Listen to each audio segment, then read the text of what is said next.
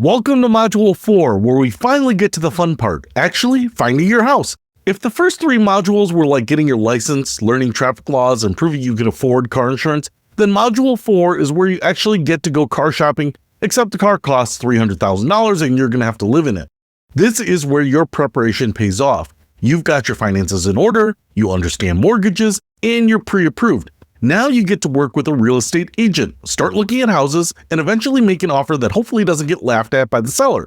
By the end of this module, you'll know how to find a buyer's agent who actually works for you. You'll understand how real estate commissions work in the new post-lawsuit world, and you'll have a solid house hunting strategy that goes beyond just scrolling through Zillow at midnight, and you'll know how to make competitive offers that get accepted. So let's turn from a pre-approved buyer into someone with keys to their new home. Time to go house hunting. Choosing the right real estate agent. Let's start by talking about finding a buyer's agent, because not all real estate agents are created equal. Some agents are like personal shoppers who understand exactly what you want and help find it efficiently. Others are like that friend who insists on coming shopping with you, but only wants to go to stores they like and keeps trying to talk you into buying things you don't want.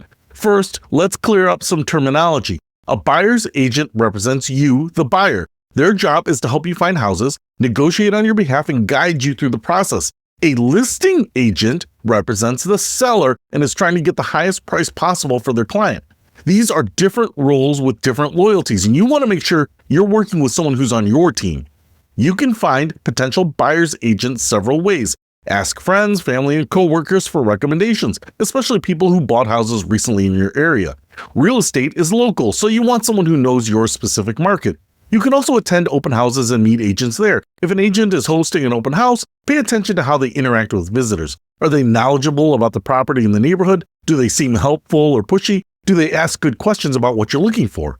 Check online reviews and ratings, but take them with a grain of salt. Real estate transactions are emotional, and sometimes people blame their agent for market conditions or their own unrealistic expectations. Look for patterns in reviews rather than individual complaints.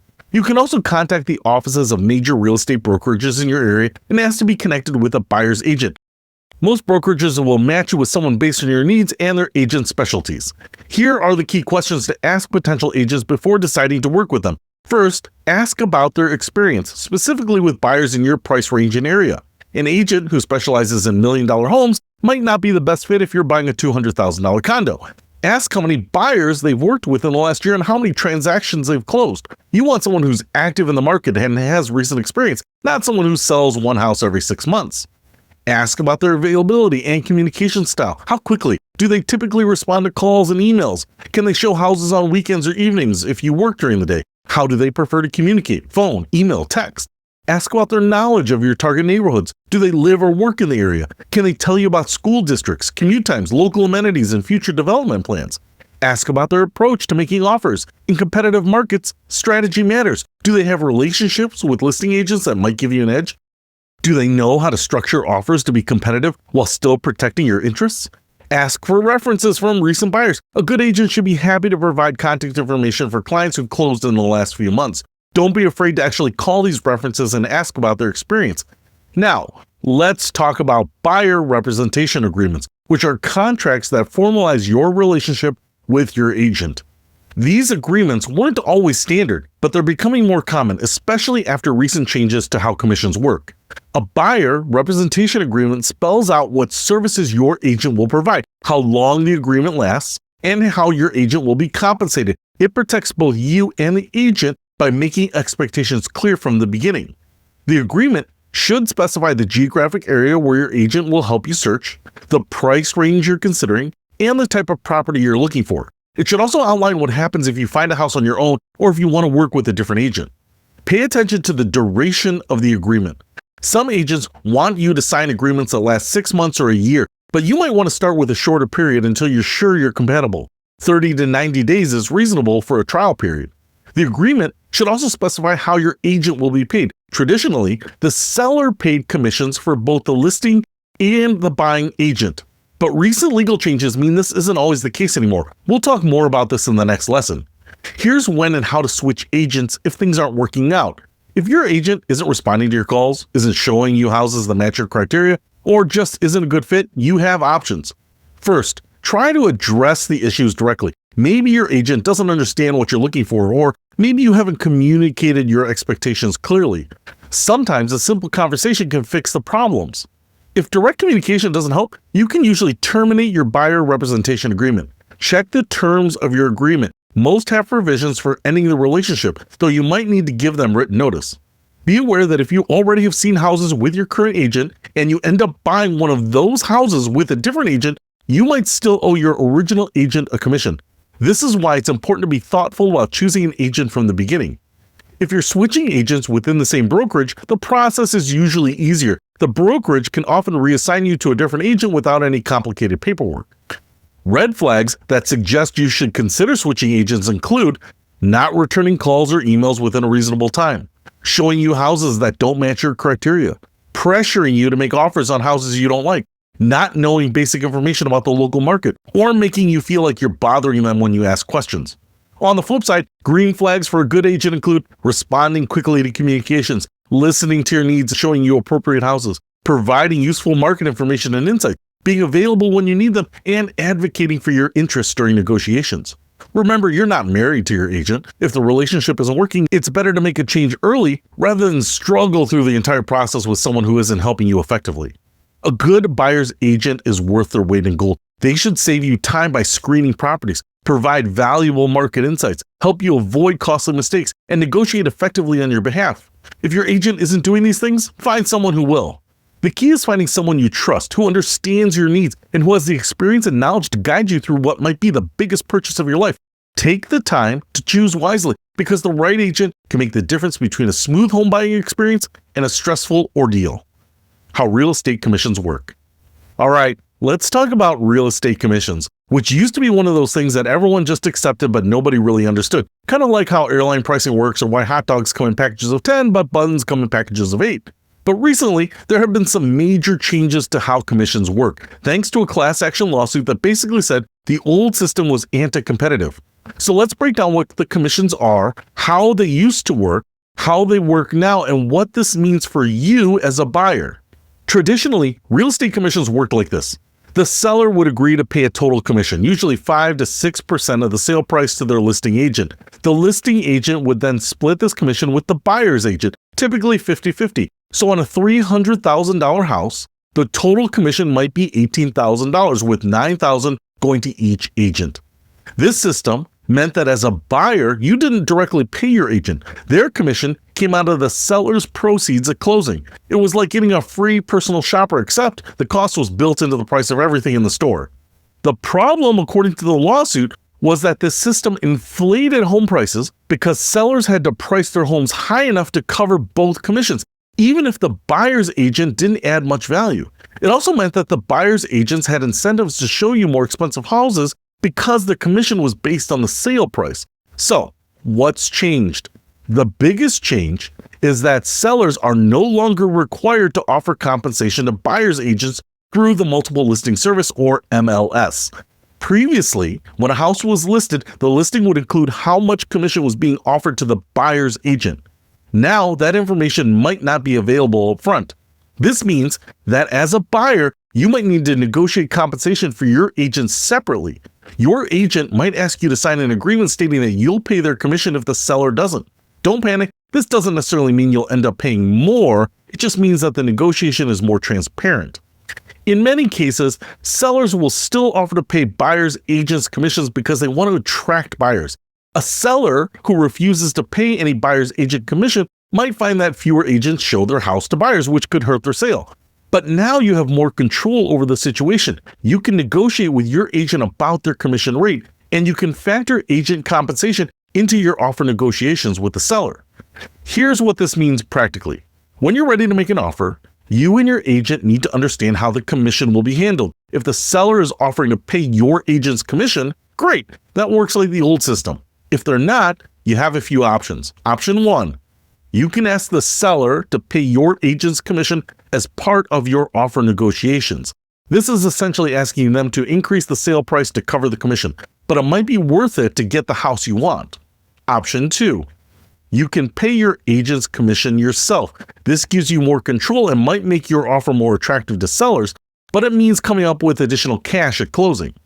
Option 3, you can negotiate a lower commission rate with your agent in exchange for paying it yourself, or find an agent who offers discounted services.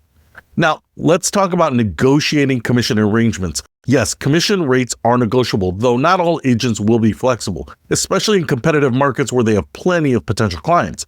If you're paying your agent's commission yourself, you have more leverage to negotiate the rate. Standard buyer's agent commissions are typically 2.5% to 3% of the sale price, but you might be able to negotiate a lower rate or a flat fee arrangement.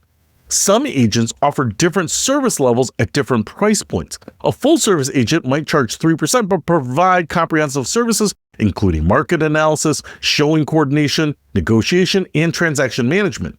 A discount agent might charge 1% to 2% but provide more limited services. You can also negotiate based on the price range of the homes you're considering. If you're buying an expensive house, the commission dollars add up quickly, and your agent might be willing to accept a lower percentage. Consider negotiating performance-based arrangements. For example, you might agree to pay a higher commission if your agent helps you get a house for below asking price, or a lower commission if the process takes longer than expected. Just remember that, like most things in life, you generally get what you pay for. An agent who charges significantly below market rates might be new, desperate for business, or planning to provide minimal service. Make sure you understand exactly what services you're getting for whatever commission you agree to pay.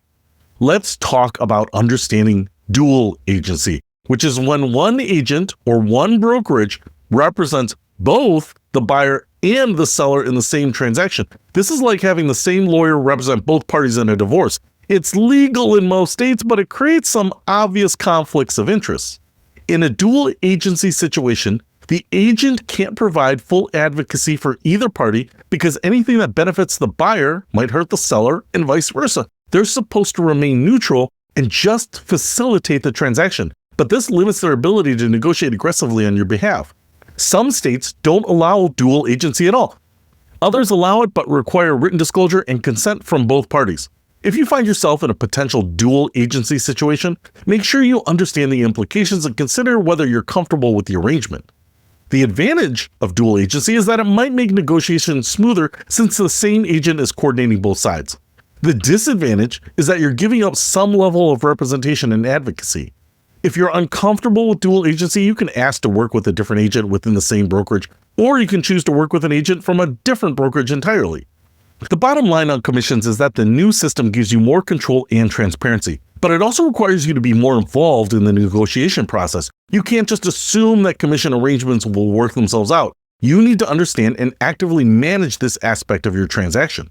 Don't let commission discussions derail your home search, but do make sure you understand how your agent will be compensated before you start making offers. It's much easier to have these conversations up front than to figure them out in the middle of negotiations on your dream house.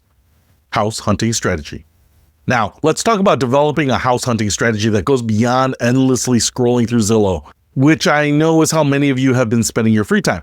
Don't worry, we've all been there. It's like social media for people who want to torture themselves with houses they can't afford. I love doing it too. The first step in effective house hunting is setting realistic expectations, which might be the most important and least fun part of this entire process. The house you end up buying probably won't look like the houses you see on HGTV, unless your budget is significantly higher than most first-time homebuyers. Here's the reality check. In most markets, you're going to have to compromise on something. Maybe it's the location, maybe it's the size, maybe it's the condition, or maybe it's that dream of having a kitchen island big enough to land a small aircraft. The key is figuring out which compromises you can live with and which ones are deal breakers. Start by creating two lists, your must-haves and your nice-to-haves. Must-haves are non-negotiable, things like the number of bedrooms you need, accessibility requirements, or being within a certain distance of work or schools. Nice-to-haves are things you'd love but could live without, like a two-car garage, granite countertops, or a backyard big enough for a pool. Be honest about your must-haves. If you work from home and absolutely need a dedicated office space, that's a must-have. If you think it would be nice to have an office, but you could work from the dining room table, that's a nice-to-have. Consider your timeline for staying in the house. If this is a starter home and you plan to move up in 5 years, you might be willing to compromise on things like kitchen finishes or the size of the master bedroom. If this is your forever home, you might want to be pickier about layout and location. Now let's talk about prioritizing your must-haves versus nice-to-haves when you're actually looking at houses. This is where the rubber meets the road because you're going to see houses that have some of your must-haves, but not others, or houses that have amazing nice-to-haves, but are missing key must-haves. Location versus condition is a common trade-off. You might find a house in your perfect neighborhood that needs work, or your move-in ready house is in a less ideal area. Remember, you can change almost everything about a house except its location and basic structure. Size versus condition is another common trade-off. You might find a smaller house that's been beautifully updated, or a larger house that needs cosmetic work. Think about whether you have the time, money, and inclination to do renovations. Age versus amenities is also worth considering. Older houses often have more character and better locations, but they might need more maintenance and updates. Newer houses might have modern amenities, but less personality and potentially smaller lots. When evaluating neighborhoods, think beyond just the houses themselves. Drive through at different times of the day and on different days of the week. A neighborhood that's quiet on Sunday afternoon might be busy during the weekday rush hour. Look at the trajectory of the neighborhood. Are the houses being renovated and property values increasing? Are new businesses and amenities coming to the area? Or do you see a lot of for sale signs and declining property maintenance? Consider the schools. Even if you don't have kids, good school districts generally maintain property values better than poor school districts. You might not care about schools now, but the person you eventually sell to might. Think about your commute and access to the things that you regularly use. A house that's 10 minutes farther from work might not seem like a big deal, but that's an extra hour and 40 minutes of commuting per week, or about 85 hours per year. That's like giving up 2 weeks of vacation time. Look at future development plans for the area. Is that empty lot next door going to become a park or a gas station? Are there plans for new roads, schools, or commercial development that might affect your property value or your quality of life? Now let's talk about evaluating resale value, because even if you think this is your forever home, life has a way of changing your plans. Job transfers, family changes, or just evolving preferences might mean you sell sooner than expected. The 3 most important factors for resale value are location, location, and location. You've probably heard this before, but it's true. The best house on a bad block is generally a worse investment than the worst house on a good block. Look for houses with broad appeal. Quirky features that you love might make the house harder to sell later. That purple bathroom might speak to your soul, but it might turn off future buyers. Consider the floor plan and layout. Open floor plans are popular now, but even if they weren't, houses with good flow and logical layouts tend to hold their value better than houses with choppy or awkward layouts. Think about lot size and privacy. In most markets, houses with larger lots or more privacy command premium prices and sell faster than houses that are close to neighbors or busy streets. Look at the condition of other houses in the neighborhood. If you're the only person maintaining your property while everything around you is in decline, that's going to hurt your resale value. Consider unique features that might limit your buyer. A house with only 1 bedroom or no parking might be perfect for you, but it might be harder to sell later because fewer people will be interested. Here's the thing about house hunting. It's both more and less scientific than people think. You can research market trends, analyze comparable sale, and create spreadsheets comparing different properties, but at the end of the day, you also need to trust your instincts about what feels like home. Some houses will feel right the moment you walk in, while others might check all your boxes on paper but just don't feel comfortable. Don't ignore these feelings entirely, but also don't let emotions override practical considerations. The goal is to find a house that meets most of your must-haves, as many nice-to-haves as possible within your budget, and feels like a place you'd be happy to come home to every day. It's not about finding the perfect house, it's about finding the right house for you at this point in your life. Remember, you can always renovate, redecorate, and improve a house over time. You can't easily change the location, the lot size, or the basic structure. Focus on getting those big things right and don't get too hung up on the things that can be changed with time and money. Making an offer. All right, so you found a house you want to buy. Your heart rate is up, you're already planning where the furniture will go, and you're mentally picking out the paint colors. Now here comes the moment of truth. Making an offer that the seller will actually accept without completely bankrupting yourself in the process. Let's start with the components of a purchase offer, because buying a house isn't like buying a car where you can just say, I'll take it, and hand over your credit card.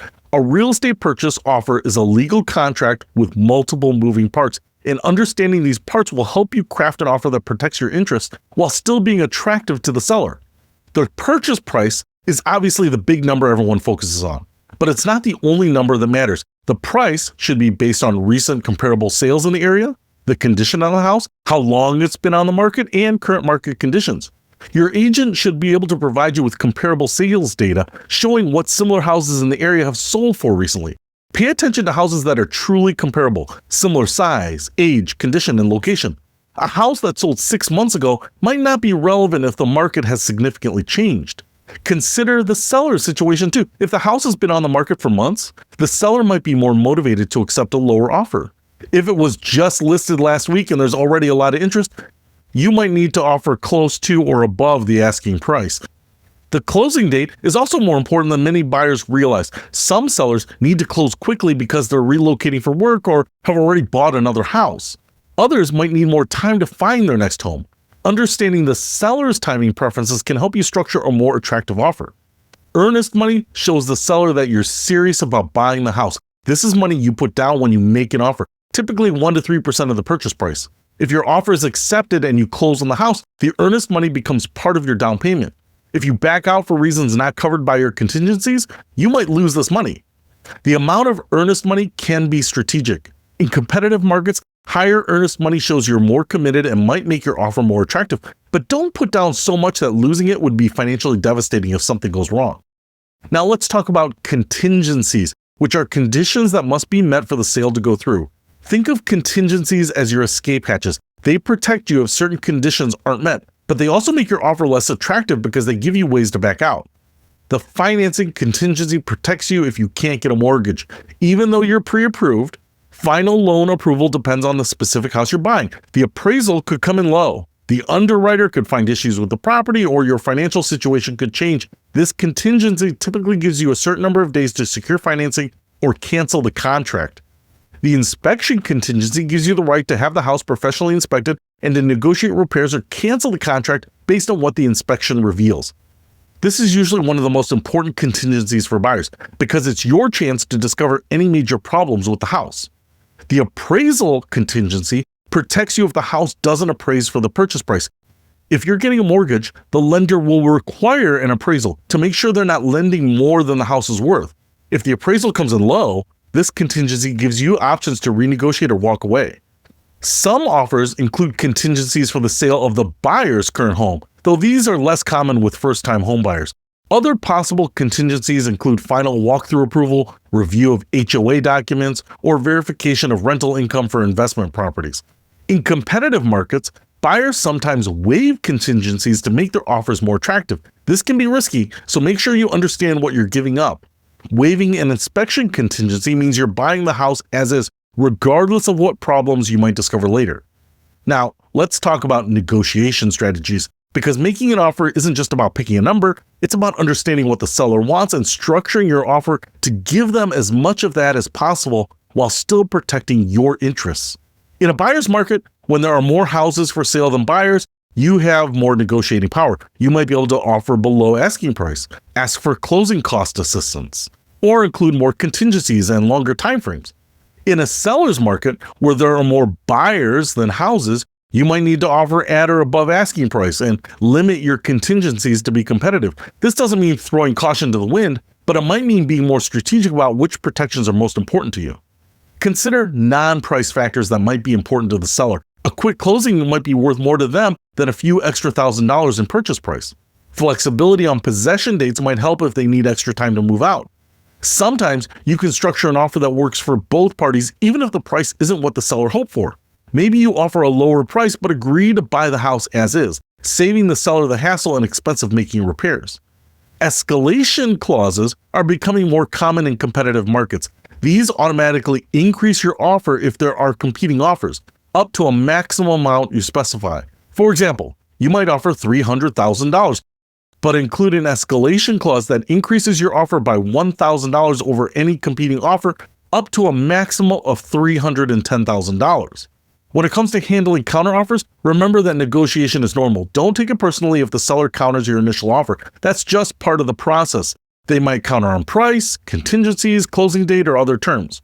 You have 3 options when receiving a counter offer: accept it, reject it, or counter back with different terms. Each round of negotiation brings you closer to either an agreement or an impasse.